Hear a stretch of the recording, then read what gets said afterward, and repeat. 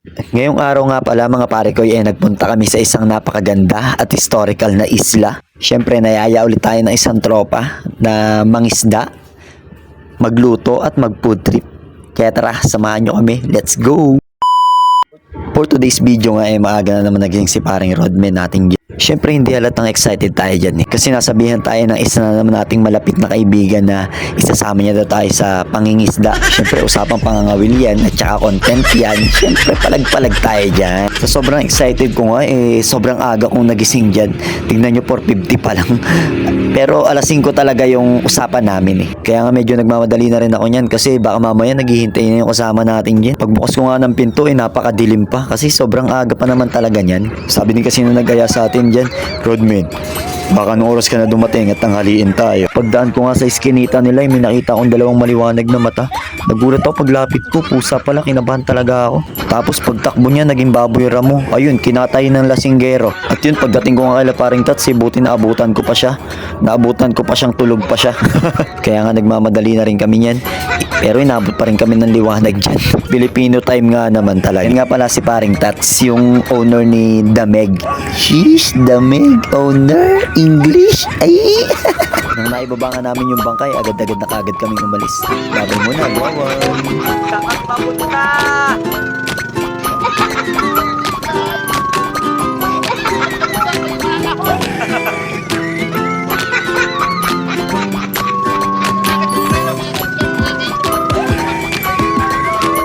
Diyan nga pala pare ko Diyan tayo pupunta sa isla na yan. Isla ng Corregidor. Iba talaga yung sayo ni paring Tats dyan kasi nalaglag yung sombrero niya.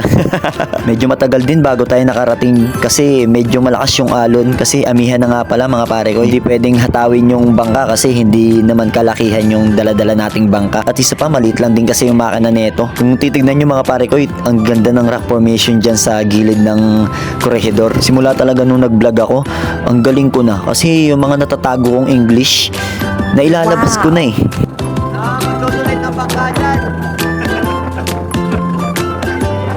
Nakilakayan nyo lang. Para makasama yung tropa. Medyo wag lang, pero totoo. Yan mga pare ko, hindi ko na nga pala napakita sa inyo yung pangangawil namin. Ang gamit nga pala namin na pangawil fishing rod. Yan yung mga huli namin. Wala pa rin kasi tayong magandang camera na magagamit na pang vlog talaga. Nagsisimula pa lang naman tayo kaya tiyaga-tiyaga lang muna tayo. Inabot na nga pala kami ng tanghali niyan sa pangangawil mga pare ko. Hindi na namin napansin yung oras, nalibang kami masyado. Kaya nung makaramdam kami ng gutom, naghanap na agad kami ng magandang spot para makapagluto. Kaya dyan, yan yung napili naming spot. Napakaganda naman talaga ng lugar. Talagang nakaka-relax.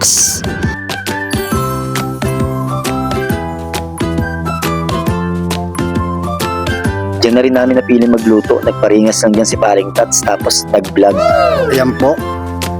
Naglilinis na yung isa. Ang aming isda para sa aming sisigang. Habang kami ay nagpapalakas pa ng apoy. Ay, napakainit. Napakaganda po ng view. At napakaraming basura. Ganyan po ang koridor. Salaan po ito ng mga basura galing Manila Bay, Cavite, Paghabagat, parking Lubang. Lahat na ng basura na andito. Ito ang bagsak sa koridor.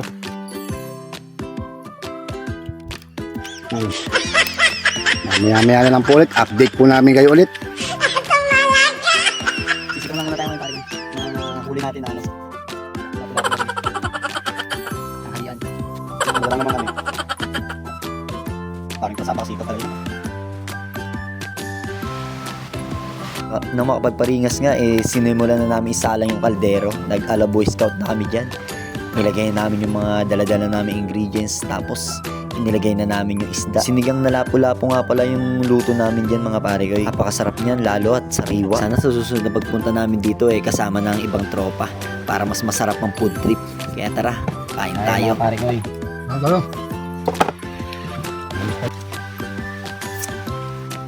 Shoutout ulit sa mga sumusuporta kay paring Rodman. Sa mga nag-share ng video ko, salamat sa inyo. Kain tayo. Ay guys. Isang lapo-lapo lang, solve na ako.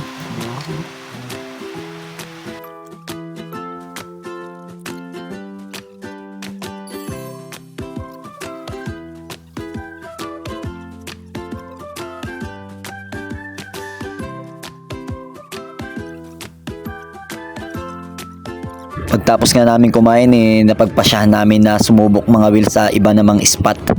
Diyan sa spot na yan. Pero masyado ng tanghali kaya wala na kaming ganong nahuli. Kaya napagpasyahan na rin namin na umuwi na. Kasi pahapon na din naman. Tsaka mahirap abutan ng gabi sa dagat. Lalo na't maliit yung bangkang gamit namin. Tapos amihan pa. Malakas yung hangin. Tapos medyo may alon. Delikado din para sa amin dalawa yun. Kaya na makauwi, pinagtulungan na agad namin buhatin tong bangka. Kasi padilim na rin talaga. Palubog na yung araw nung dumating kami dyan sa Agwawa. Yari na ako kay Mrs. Neto. Anong oras na? Ang dilim kong umalis tapos padilim na ulit nung bumalik ako. Patay tayo niyan. Kaya paano mga pare ko hanggang dito na lang ulit. Pa-like, comment, and share ng video natin. Tapos sa mga hindi pa nakakapalo dyan, papalo na din. Hanggang dito na lang ulit. Salamat!